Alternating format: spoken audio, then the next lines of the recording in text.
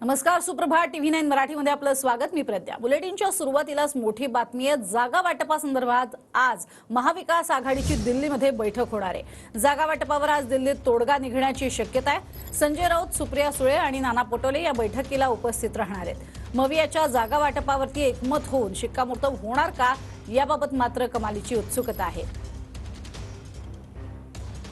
लोकसभेच्या जागेसाठी असं नाही, मुंबईतल्या चर्चा मुंबईतच होतात.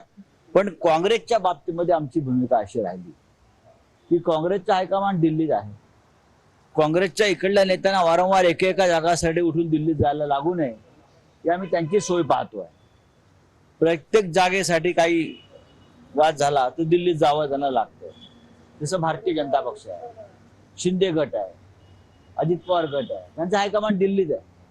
काँग्रेस आणि राष्ट्रवादीचा निर्णय झालेला आहे. वंचित आणि आमची चर्चा महाराष्ट्रातच होती, त्यांना दिल्लीत जायची गरज नाही.